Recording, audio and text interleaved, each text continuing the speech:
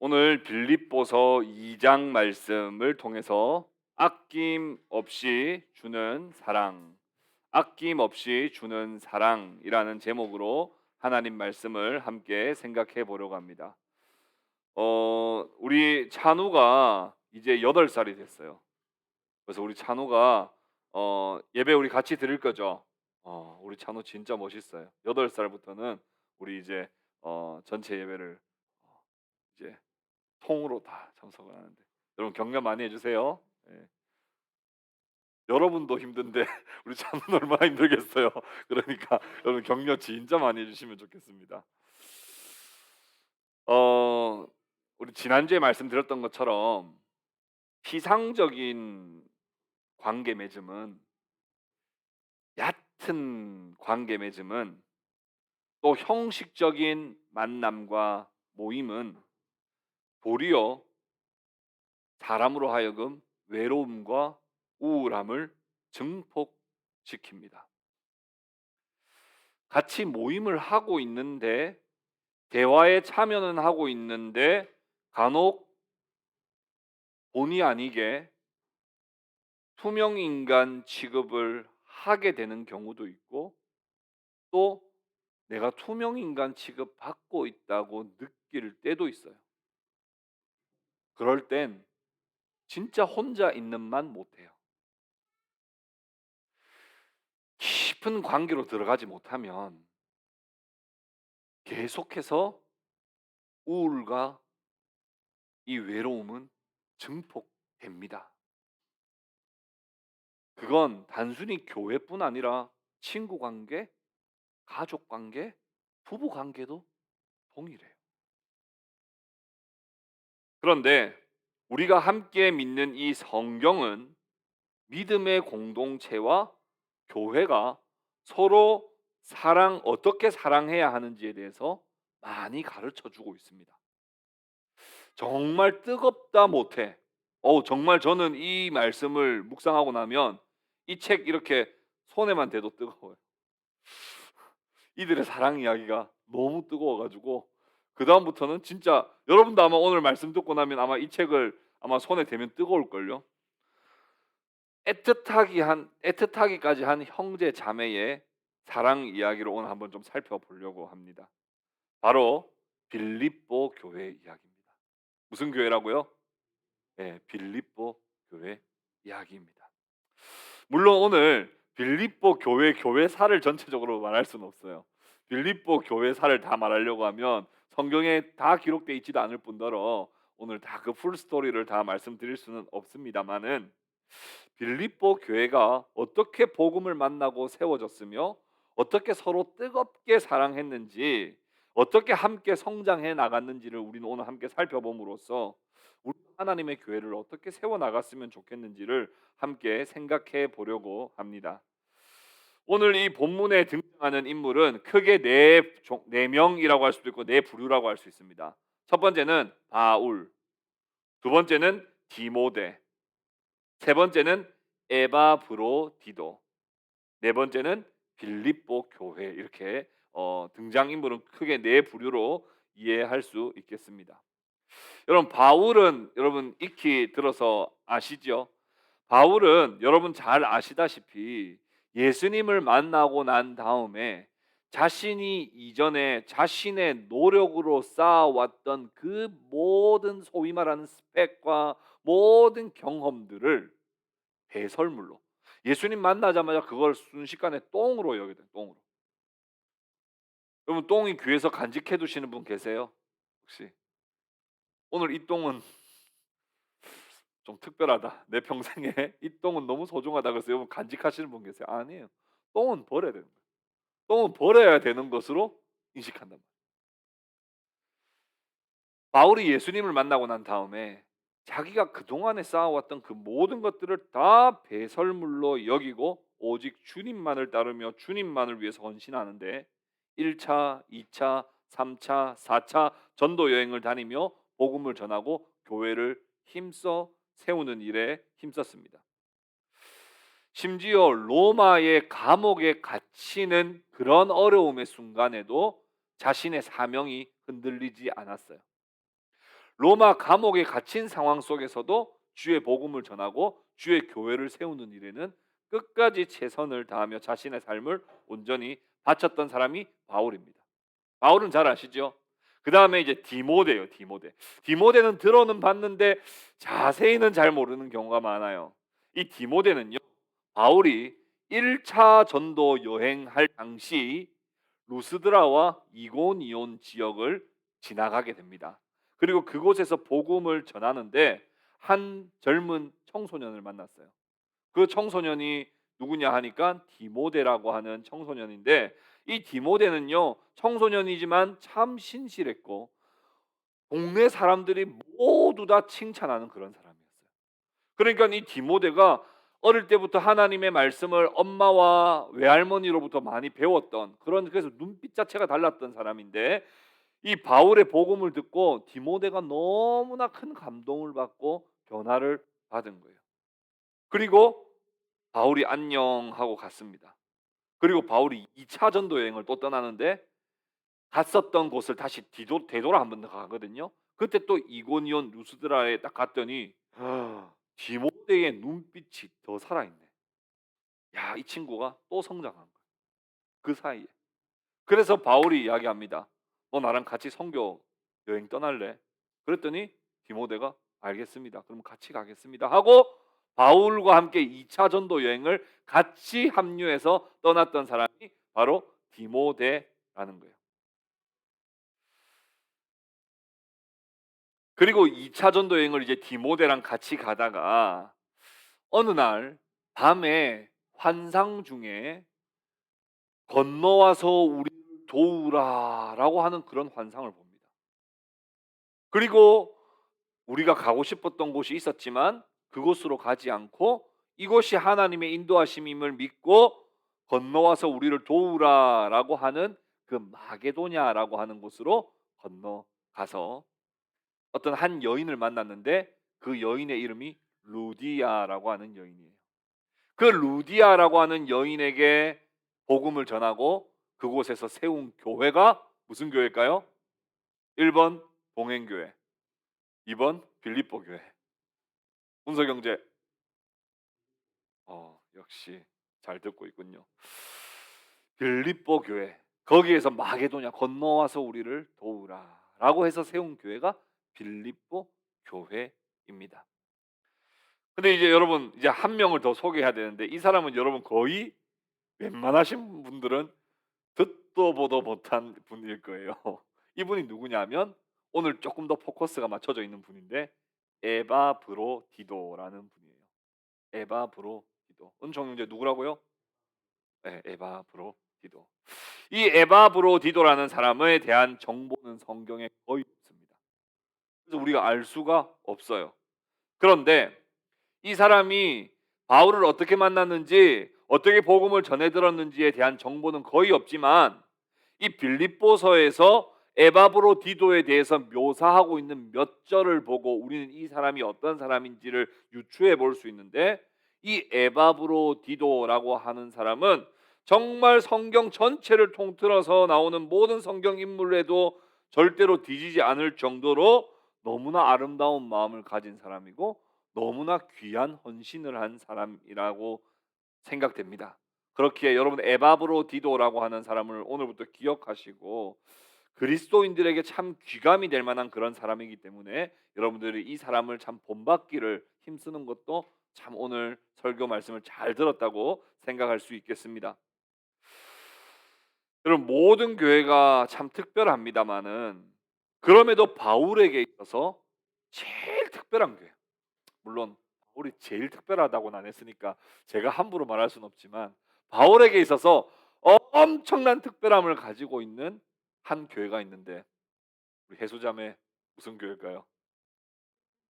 네? 무슨 교회요? 무슨 빌립보 교회. 잘 듣고 있군요. 빌립보 교회.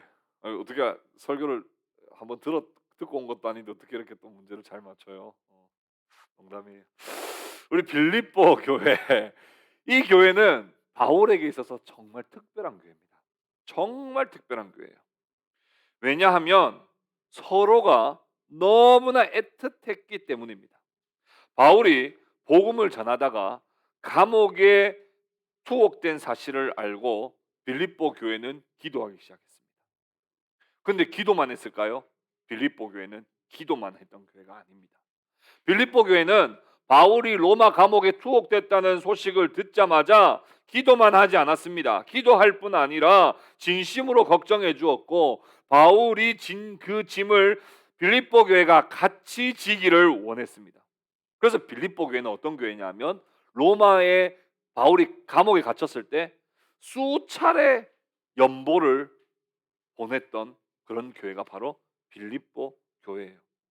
빌립보서 4장 14절부터 19절까지 한번 한 두 페이지만 넘기면 되니까 한번 넘겨서 같이 한번 읽어봅시다. 빌립보서 4장 14절부터 19절까지만 우리 같이 한번 합독해서 읽어보도록 하겠습니다. 14절부터 19절까지 한번 천천히 읽어봅시다. 시작. 그러나 너희가 내 괴로움에 함께 참여하였으니 잘하였도다.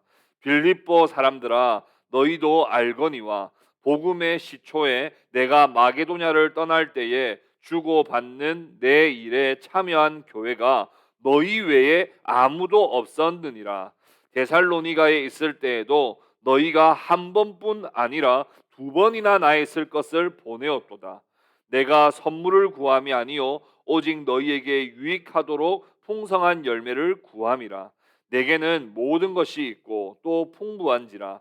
에바브로 디도 편에 너희가 준 것을 받음으로 내가 풍족하니 이는 받으실 만한 향기로운 제물이요 하나님을 기쁘시게 한 것이라. 나의 하나님이 그리스도 예수 안에서 영광 가운데 그 풍성한 대로 너희 모든 쓸 것을 채우시리라. 아멘. 이 편지 안에서 얼마나 이들이 애틋한 관계인지를 우리는 알 수 있습니다. 조금 이거 그 뼈가 있는 말씀은 저는 아니라고 해석합니다. 근데 이렇게 바울이 이야기하죠. 내가 로마의 감옥에 갇혔을 때 나의 이 괴로움에 함께 동참해 준 건 너희밖에 없다. 내가 데살로니가 교회도 세웠고 다른 교회도 세웠는데 나한테 진짜 연보를 보내주고 너희들이 함께 희생한 교회는 빌립보 교회밖에 없다. 이렇게 뼈가 있는 말은 아니에요. 데살로니가 교회 들으라고 하는 말은 아니고 에베소 교회, 골로새 교회 욕하려고 하는 말이 아니에요. 빌립보 교회에 대한 너무나 감사한 마음과 애틋한 마음이 여기에 있다는 겁니다. 빌립보 교회는 바울이 투옥 생활을 할 때 바울의 괴로움에 함께 동참했습니다. 다른 교회는 열심히 바울을 위해서 분명히 기도했음에 틀림이 없습니다. 기도만 해도 감사하고 기도보다 더 중요한 건 없어요. 그러나 빌립보 교회는 얼마나 자신을 위해서 희생했는지를 바울은 너무나 잘 알고 있었습니다. 한 번뿐 아니라 두 번 계속해서 연보를 보내어서 자기의 피로를 채워 주었던 것이죠. 복음을 전하며 세웠던 수많은 교회가 있었지만 바울은 알고 있습니다. 나에게 연보를 보내주었던 이 빌립보 교회가 결코 이 마게도냐 빌립보라고 하는 지역이 다른 지역보다 부유한 지역이 아니라고 하는 것을 바울은 누구보다도 잘 알고 있었어요. 여러분, 돈이 많다고 부유하다고 잘 돕는 거 아닙니다. 반대로 내가 풍족하지 않다고 해서 남을 돕지 못하는 것도 아니에요. 그것을 잘 보여준 교회가 바로 빌립보 교회입니다. 빌립보 교회는 분명 그렇게 풍족하지 않았지만 바울을 위해서 함께 헌신했던 것이죠. 그래서 바울은 날마다 하나님께 기도하기를 어떻게 기도해요? 하나님, 빌립보에 있는 형제 자매들이 저에게 나눠주노라 부족할 것이 분명합니다. 저 압니다. 그들의 형편을 뻔히 알기 때문에 그들이 나한테 이만큼 나눠줬으면 그들은 분명히 쓸 것이 없을 겁니다. 그러니 하나님, 저들에게 풍족하게 채워 주십시오. 바울은 늘 그렇게 서로를, 그래서 빌립보 교회와 바울은요 정말 서로를 너무나 애틋하게 생각했어요. 자기 걸 아깝게 생각하지 않고 항상 상대방을 먼저 걱정했던 교회란 말입니다. 이 빌립보서 전체는요 너무 걱정해주고 염려해주는 빌립보 교인들을 위하여 바울이 이렇게 말합니다. 빌립보서 전체의 주제는 뭐냐면 주 안에서 기뻐하라는 게 빌립보서 전체 주제거든요. 그러니까 바울은 지금 왜 이 빌립보서를 썼겠어요? 내가 복음 전하다가 감옥에 갇힌 것 때문에 너무 걱정하지 마. 기뻐하자. 기뻐하자. 사실 지금 두 상황 다 기쁜 상황 아닙니다. 바울도 기뻐할 만한 상황 아니고 빌립보 교회도 지금 기뻐할 만한 상황 아닙니다. 그러나 바울이 서로를 말씀으로 격려하기를 나 괜찮아. 하나님이 내 삶을 인도하고 계시잖아. 그러니까 너무 걱정하지 말고 우리 기뻐하자라고 하는 내용으로 쓰여진 책이 바로 이 빌립보서라는 겁니다. 이들의 이야기를 조금 더 이제 깊이 들어가서 한번 봅시다. 오늘 본문 빌립보서 2장 19절 20절 말씀 같이 한번 읽어보겠습니다. 빌립보서 2장 19절 20절 우리 같이 한번 읽어봅시다. 시작. 내가 디모데를 속히 너희에게 보내주기를 주 안에서 바람은 너희의 사정을 알므로 안위를 받으려 함이니 이는 뜻을 같이하여 너희 사정을 진실히 생각할 자가 이밖에 내게 없음이라. 바울은 디모데를 속히 보내주기를 원한다고 이렇게 말하고 있어요. 바울은 지금 디모데와 같이 있는 것 같습니다. 로마 감옥에 지금 같이 있어요. 근데 로마 감옥에 같이 수감돼 있는 건 아니고 디모데가 바울을 잘 섬기고 있었던 것 같아요. 감옥 밖에서 먹을 것도 좀 넣어주고 옷도 계속 넣어주고 이렇게 계속 섬기고 있는 디모데를 바울이 이제 빌립보 교회에 보내려고 하는 지금 내용이 19절 20절에 나오는 거예요. 지금 바울이 사람을 빌립보 교회에 보낼 상황이 아니에요. 바울은 지금 어떤 상황입니까? 풍족한 상황이 아닙니다. 같이 동력자들이 지금 많은 상황이 아니에요. 동력자라고 해봐야 지금 디모데예요. 그런데 디모데를 지금 빌립보 교회에 보내고 싶어 하고 있습니다. 왜요? 자기의 상황도 어렵지만 빌립보 교회 상황이 어렵다는 것을 알고 빌립보 교회에 디모데가 가는 편이 훨씬 더 낫겠다고 생각을 합니다. 빌립보 교회는 바울도 디모데도 지금 에바브로 디도도 없는 상황에 교회가 구제와 연보의 힘을 쏟고는 있지만 그들이 진리의 말씀을 선포해주고 함께 말씀으로 양육할 지도자가 없기 때문에 빌립보 교회가 사실은 좀 어려운 처지에 있다는 사실을 바울은 알고 있었던 거예요. 근데 자기 옆에 디모데가 있으면 얼마나 좋네요. 근데 바울은 누구를 먼저 생각한 겁니까?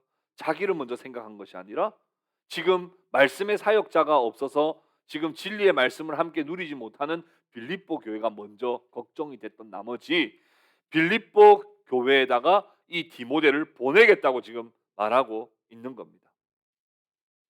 바울에게 디모데는 참 소중한 동력자예요. 22절 보십시오. 22절에 이렇게 말합니다. 디모데의 연단을 너희가 안 하니 자식이 아버지에게 함같이 나와 함께 복음을 위하여 수고하였느니라. 이 디모데는요 연단을 받아서 잘 훈련받은 복음의 일꾼입니다. 그렇게 바울은 이 디모데를 아들과 같이 여겼고 동력자로 여겼던 그런 사람인데 이 디모데가 어떻게 바울을 잘 섬겼습니까? 자식이 아버지에게 함같이 디모데가 바울을 잘 섬겼다는 거예요. 최고의 존경과 예의를 갖추어서 늘 바울을 섬겨 주었던 것입니다. 그러니까 사실은 바울에게 디모데가 없어진다는 것은 바울이 디모데를 보낸다는 것은 사실은 엄청난 공허함과 쓸쓸함과 또 이 허탈감이 생길 수 있는 일이었지만 그럼에도 불구하고 바울은 디모데를 빌립보로 보내기를 바라는 거예요. 왜요? 빌립보 교회의 사정을 너무나 잘 알고 있고 빌립보 교회가 겪고 있는 어려움이 바울 자신이 겪고 있는 어려움으로 지금 인식하고 있기 때문에 그렇습니다.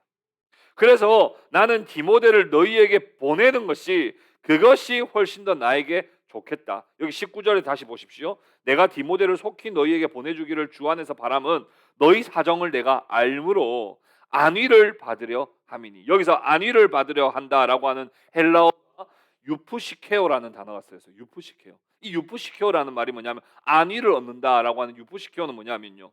기분이 너무 좋다. 내가 디모데가 나하고 같이 있으면 난 당연히 좋지. 근데 디모데가 너희한테 가서 너희가 거기서 기쁨을 누릴 수 있다면 나는 더 좋다는 거야. 그래서 디모데를 너희들에게 보내겠다는 거야. 너희가 그렇게 말씀 안에서 성장만 할 수 있다면 나는 그보다 더 기쁜 일은 없어. 라고 말하는 거야.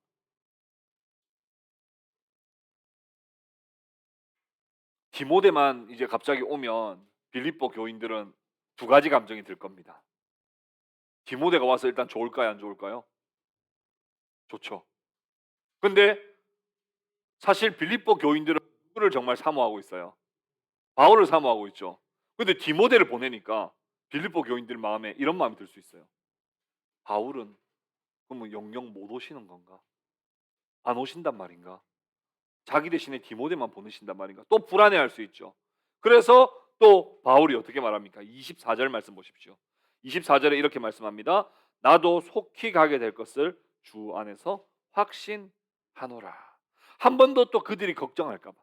디모데를 보내면 또 그들이 걱정할까 봐. 저는 진짜 오늘 설교 제목을 오지랖퍼라고 할까 고민하다가 아니 왜 이렇게 이 사람들 오지랖이 이렇게 넓어요? 아니 자기 좀 걱정하지. 자기 걱정 안 하고 어떻게 그렇게 저 사람이 이거 하나 이거 하면 이거 걱정할까 봐. 이거 보내면 이거 걱정할까 봐 걱정돼 가지고 그 걱정을 다 막 막는 거예요. 디모데 보내면 또 바울이 안 오면 어떡하지 걱정할까 봐. 나도 곧 갈 거야. 나 꼭 갈 거야. 확신해. 그러니까 염려하지 말고 디모데 목사님하고 같이 교회를 잘 세우고 신앙생활 잘 하고 있어. 이렇게 바울이 끝까지 확신과 소망을 심어 주는 거예요. 참 이 바울과 디모데 그리고 빌립보 교회 얼마나 애틋한지 여러분 느껴지시죠? 25절부터는 에바브로디도에 대해서 우리가 오늘 한 번 더 마지막으로 배워보려고 합니다. 25절에 에바브로디도가 있는데 25절 말씀 같이 한번 읽어봅시다. 중간까지만 읽어봅시다. 시작. 그러나 에바브로디도를 너희에게 보내는 것이 필요한 줄로 생각하노니. 아니 바울이 왜 계속 사람을 빌립보 교회에 보내려고 합니까? 그러면 사람이 오는 게 좋아요? 보내는 게 좋아요? 아니 오는 게 좋지. 아니 그 바울이 왜 이렇게 해서 사람을 보내려고 합니까? 두 가지 생각해 볼 수 있죠. 아 사이가 좀 안 좋나? 근데 그건 아니에요. 그럼 한 가지 더 생각해 볼 수 있는 거예요. 감옥 생활이 꽤 할 만한가? 뭐 없어도 뭐 크게 어려움이 없나? 이렇게 생각할 수 있죠. 그런데 그렇지 않아요. 여러분 바울이 그 당시에 갇혀 있었던 감옥은 지하입니다. 지하. 여러분 지하는요 빛도 별로 안 들어오고 산소도 없어요 거의.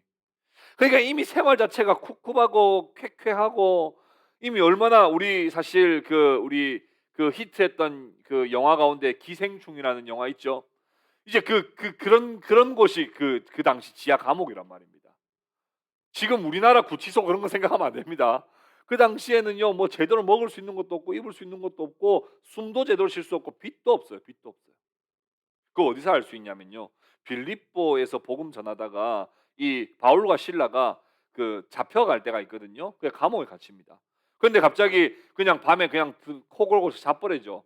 그러니까 내 다음 날 죽는다 그러는데 코 골고 자버리니까 이게 지금 이게 하나님께서 이 지진을 일으키시고 문을 딱 따주신단 말이에요. 그래서 사람들 다 도망가는데 이 바울과 실라가 도망가려고 하다가 갑자기 간수가 이 안에 있는 감옥 죄수들이 다 도망치는 걸 보고 아유 난 어차피 죽은 목숨이다 하고 칼을 뽑아서 자기 스스로를 자결하려고 딱 할 때 바울이 잠깐 죽지 마세요. 나 여기 있으니까 그냥 죽지 마세요. 이렇게 할 때가 있죠. 그때 바울이 그 성경의 기록 보면 이런 기록이 있어요. 얼른 횃불을 들고 와서 불을 비추며 말하되 주 예수를 믿으라 그리하면 너와 내 집이 구원을 얻으리 이렇게 말해요. 그 말은 뭐예요? 이런 횃불조차도 안 가져오면 이 감옥 자체가 이미 거의 깜깜하고 습하고 춥고 배고프고 이런 곳이란 말입니다. 결코 바울이요 지금 살만해서 사람들을 빌립보 교회로 보내는 게 아니에요. 사실은 이 사람들이 있다는 게 너무나 자기의 위로지만 빌립보 교회를 위해서 이 에바브로디도도 보내려고 하는 거예요. 얼마나 힘들었냐면요. 디모데에게 두 번째 로마의 감옥에 투옥되었을 때 편지를 쓰기를 어떤 편지가 있냐면 이런 내용이 있어요. 그 면회 올 때 겉옷을 좀 가지고 와달라고 그렇게 이야기합니다.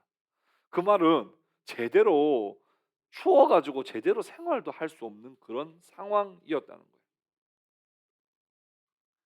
어찌되었든 바울은 디모데도 보내려고 하지만 에바브로디도도 보내려고 하고 있습니다. 에바브로디도는 근데 왜 지금 로마에 와 있는 걸까요? 다름이 아니라 빌립보 교회가 로마의 바울에게 연보를 모아서 보냈거든요. 그때 보낼 때 지금 같으면 연보 우리 후원금 같은 거 이렇게 보내려고 하면 어떻게 보내면 됩니까? 계좌이체로 송금 딱 하면 돼요. 요즘에는 은행 갈 필요도 없죠. 그냥 핸드폰으로 딱 하면 뭐 딱 바로 보낼 수 있죠. 근데 그 당시는 어떻게 보냈겠어요? 어떻게 보냈겠어요? 우체부 아저씨한테 이렇게 편지해 보냈겠습니까? 자기가 직접 가져가는 수밖에 없어요. 근데 빌립보와 로마의 거리가 얼마나 될까요? 1300km. 서울에서 부산까지가 400km인데 이 1300km나 되는 곳을 걸어서 배 타고 걸어서 배 타고 누구를 위해서요? 바울을 위해서. 그러니까 빌립보 교회에 제일 믿음직스러운 사람을 보냈겠죠. 그 사람이 누구예요? 에바브로 디도라고요. 근데 여러분 자기 나라에서 다니는 것도 위험한데 바다 건너 또 계속 걸어 다니고 하면요. 해적도 만나고요. 깡패도 만나고 건달도 만나고 도적도 만나고 그런 위험이 있잖아요. 보통 그때 성실하게 갔으면 한 달에서 50일 정도 걸렸을 것으로 봅니다. 로마까지 가는 데만. 그러면 그 사람은 백수입니까?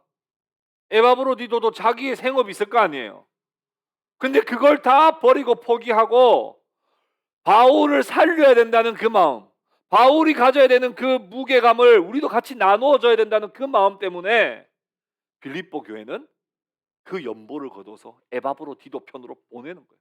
그리고 에바브로디도는 자기가 친히 30일에서 50일 되는 그 거리를 걸어서 배 타고 걸어서 배 타고 어떻게든 찾아가서 그것을 전달해 주는 거예요.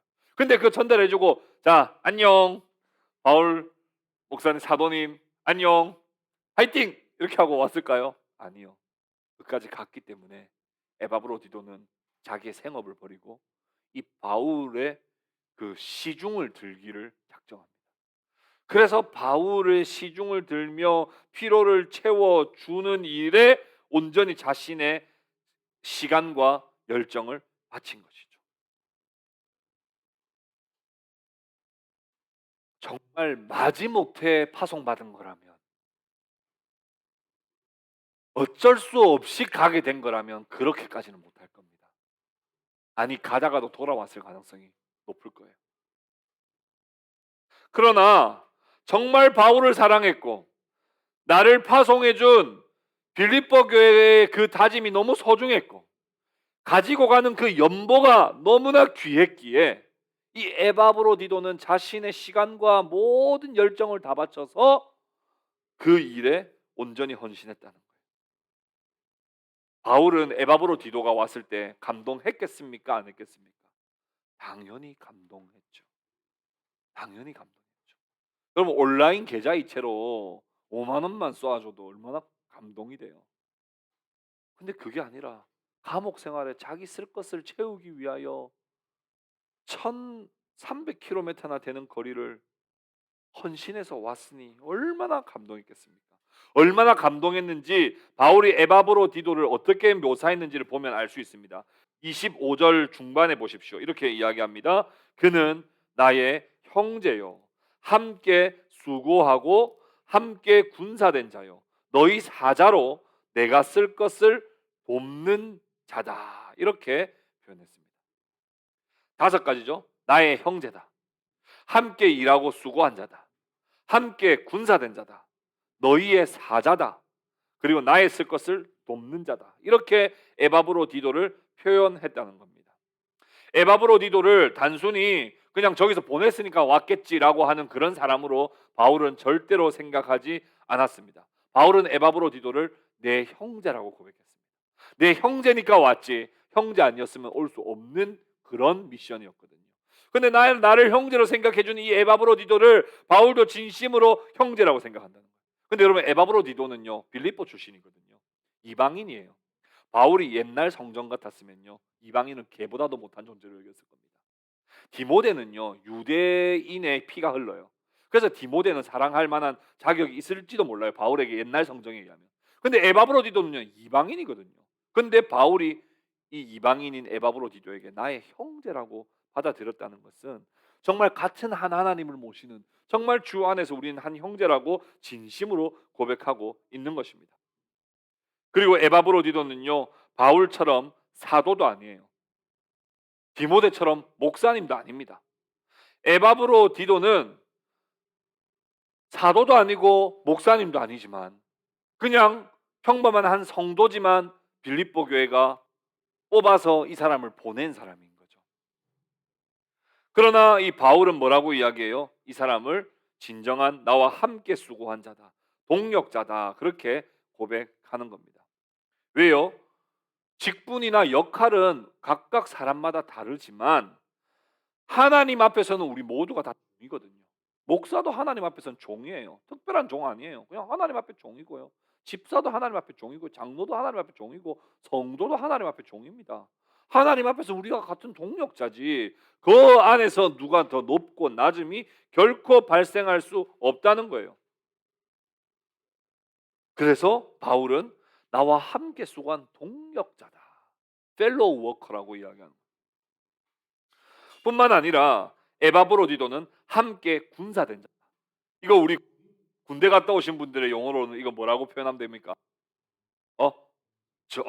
뭐 동지는 좀 저 북쪽 북쪽 용어 아니에요. 예. 우리 남쪽 용어로는 예, 전우. 전 전우는 어떤 존재예요? 같이 죽을 각오를 하고 싸우는 사람이 전우잖아요. 나는 살고 너는 죽어. 이거 전우 아니죠? 살아도 같이 살고 죽어도 같이 죽자. 그게 전우잖아요. 바울은 에바브로디도를 향하여 어떻게 느꼈냐면 이 사람은 내 전우다. 이 사람은 나와 함께 싸우는 자다. 나와 함께 살고 함께 죽는 자라고 하는 그런 전우의 의식을 가지고 있었다는 거예요. 바울이 디모데에게 편지를 썼던 이 디모데후서에 이런 말씀이 있죠. 너는 그리스도 예수와 함께 좋은 병사로 나와 함께 고난을 받으라 하며 디모데에게 편지를 썼던 내용이 있는데 그때 반드시 에바브로디도를 생각하고 썼을 것이라고 봅니다. 왜냐하면 에바브로디도만큼 나와 함께 살고 함께 죽는 사람은 없었거든요. 이 사람은 진짜 전우예요. 이 사람은 만약 내 앞에 수류탄이 떨어지면 날 대신해서 수류탄을 자기가 죽더라도 몸을 덮어줄 수 있는 사람이라고 하는 확신이 있어요. 그렇지 않으면 이 사람 여기까지 와서 나한테 이렇게 할 이유가 없거든요. 월급을 줍니까? 뭘 합니까? 없어요. 아무것도 없어요. 내가 줄 수는 없어. 나는 그냥 수감돼 있을 뿐인데 이 사람 왜 이렇게 하느냐? 이해가 안 돼요. 이 사람은 진짜 나의 전우다. 나와 함께 군사된 자다. 그렇게 고백하는 겁니다. 마지막으로 에바브로디도를 뭐라고 이야기합니까? 나의 쓸 것을 돕는 자다. 이렇게 이야기. 나의 쓸 것을 돕는 자다. 여러분, 우리가요 선의를 베풀 때가 있습니다. 근데 여러분, 우리가 선의를 베풀 때 어떤 마음으로 선의 베풀 때가 많아요?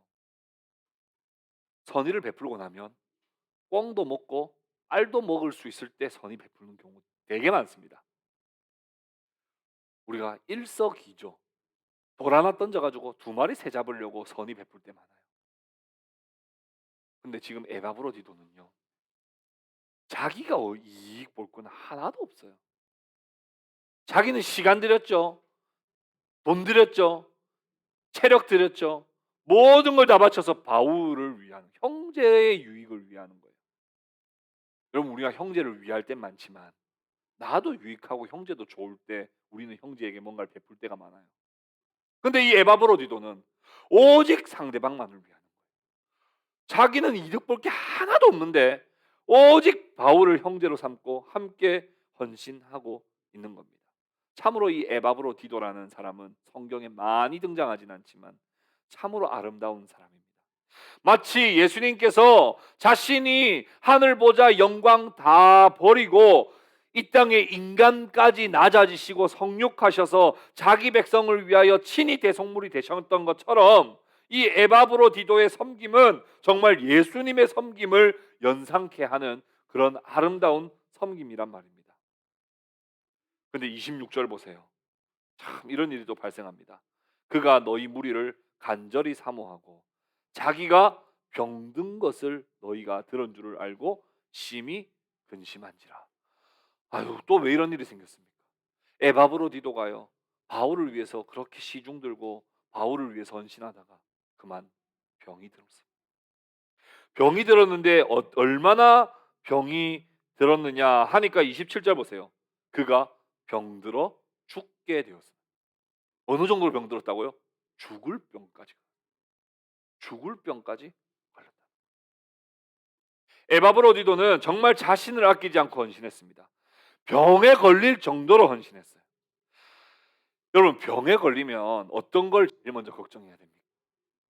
내가 죽는 건 아닐까? 나을 수도 있을까? 이거 걱정해야지 정상이죠. 근데 에바브로디도는 뭘 걱정하고 있어요? 26절에 이렇게 얘기해요. 너희 무리를 간절히 사모하고 자기가 병든 것을 너희가 들은 줄을 알고 심히 근심한지라. 무슨 말이에요? 내가 병들었는데 내가 살 걱정 안 하고 내가 병들었다는 소식을 빌립보 교회가 들었을 때 빌립보 교회가 얼마나 근심하고 있을지를 에바브로디도는 또 걱정하고 있는 거예요. 오지라퍼들. 저는 이해가 안 됩니다. 이게 어떻게 이런 사람들이 있을 수 있냐? 아프면 이제부터 내 걱정만 해야죠. 그렇지 않습니까? 그게 정상이고 그거 나쁜 거 아니잖아요. 근데 에바브로디도는 뭐까지 걱정하냐면 내가 아픈 상황인데 내가 아픈 걸 걱정하고 있을 빌립보 교회를 또 걱정하고 있는 거예요. 어떻게 그게 가능하단 말입니까? 27절에 그가 병들어 죽게 되었으나 하나님이 그를 긍휼히 여기셨고, 정말 하나님의 은혜가 크죠. 병들어 죽게 되었지만 에바브로디도를 하나님이 극적으로 낫게 해 주신 겁니다. 그뿐 아니라 또 나를 긍휼히 여기사 내 근심 위에 근심을 면하게 하셨느니라. 무슨 병인지는 알 수 없지만 이 에바브로디도가 회복되었어요. 그러나 바울은 확신합니다. 에바브로디도 이쯤에서 보내는 것이 좋겠다. 여러분, 바울에게는 에바브로디도마저 가면 바울은 진짜 홀로 감옥 생활해야 돼요. 그러나 에바브로디도를 위해서 그리고 빌립보 교회를 위해서라도 지금은 보내는 것이 좋겠다. 마지막으로 29절 30절 같이 한번 읽어봅시다. 같이 읽겠습니다. 시작. 이러므로 너희가 주 안에서 모든 기쁨으로 그를 영접하고 또 이와 같은 자들을 존귀히 여기라. 그가 그리스도의 일을 위하여 죽기에 이르러도 자기 목숨을 돌보지 아니한 것은 나를 섬기는 너희의 일에 부족함을 채우려 함이니라. 바울은 에바브로디도가 병들어 아픈 것을 자신의 아픔으로 여겼습니다. 전부 다 자기 아픈 거 걱정 안 하고요, 상대방의 아픔과 걱정만 계속 걱정하는 이 집단, 도대체 생각할 수 없는 그런 마음이에요. 그러나 바울은 진심으로 이 근심하며 걱정한 나머지 진짜로 결국엔 에바브로디도를 돌려 보냅니다. 그때 이 빌립보서 편지를 가지고 돌아갔던 사람이 누굴까요? 그게 바로 에바브로디도예요. 그래서 에바브로디도는 이 빌립보서 편지를 가지고 빌립보 교회로 돌아가게 되는 겁니다. 그런데 마지막 염려가 하나 더 있어요. 뭐냐 하면, 여러분 보통 우리가 선교사님들 선교지를 이렇게 파송하잖아요. 선교사님들 선교사를 파송했는데 반년 만에 아프리카로 팍 보냈는데 반년 만에 다시 귀국하셨어. 그러면 이 파송한 성도들이 무슨 생각 딱 가집니까? 저 좀 힘들다고 저 버티지도 못하고 저 중간 아유, 그렇게 파송식을 거대하게 했는데 아니 한 3년은 좀 버티다가 와야지. 저 6개월만 있다가 저 오는 저 아이고 우리가 선교사를 잘못 뽑았나 보다. 이렇게 생각하는 게 그렇게 나쁜 생각은 아니에요. 그렇게 생각하기 마련이에요. 그러니까 바울의 마지막 근심이 뭐냐면 에바브로디도를 보내면 에바브로디도가 죽을 병에 걸렸다가 나아서 다시 돌아온 건 참 빌립보 교인들에게는 고맙지만 또 그중에 혹자는 그럼 바울은 아니 당신이 지금 돌아오면 바울은 어떡하란 말이에요. 그렇게 잠깐 있다가 다시 돌아올 것 같았으면 우리 다른 사람 보냈지라고 생각할 만한 사람도 있을 것이라고 하는 또 그 걱정을 합니다. 그래서 뭐라고 그래요? 30절에 이렇게 말했죠. 그가 그리스도의 일을 위하여 죽기에 이르러도 자기 목숨을 돌보지 아니한 것은 나를 섬기는 너희의 일에 부족함을 채우려 함이라. 이가 있는 동안에 진짜 열심히 한 건 내가 보증한. 그러니 에바브로디도가 돌아오면 정말 수고했다고 안아주고 정말 끝까지는 못 있었지만 목표했던 기간만큼은 못 있었지만 그건 또 정말 잘한 거라고 격려해주고 위로해주고 축하해 주어라고 그렇게 부탁을 하는 거예요. 말씀을 맺겠습니다. 이 빌립보 교회의 특징은 누구 하나 자신을 먼저 생각할 줄 모르는 사람들이에요. 서로를 위하는 마음이 과하다 싶을 정도로 느껴지는 그런 오지라퍼들이에요. 뜨겁게 서로를 걱정해주며 위해주며 헌신하는 그런 공동체였습니다. 정말 주님의 제자답고 주님의 지체답습니다. 우리 주님이 죽기까지 자신이 이웃을 자기 백성을 사랑하셨던 것처럼 그 마음을 그대로 본받아 자기 자신을 아끼지 아니하고 헌신하는 이 빌립보 교회와 바울, 디모데, 에바브로 디도의 모습을 봅니다. 우리 교회가 이 빌립보 교회를 잘 본받을 수 있기를 바랍니다. 그리고 간절히 소원하옵기는 또 우리 교회에 오늘 귀한 집사 직분자가 세워질 것인데 우리 집사 직분자들이 정말 주님의 말씀의 정신을 잘 받아서 또 성실하게 이 복음의 사역들을 잘 감당할 수 있는 직분자들로 또 세워질 수 있기를 또 그렇게 교회가 함께 세워지기를 우리 주 예수님의 이름으로 축복합니다. 우리 함께 말씀을 기억하며 우리 함께 기도하도록 하겠습니다. 우리 함께 기도할 때 하나님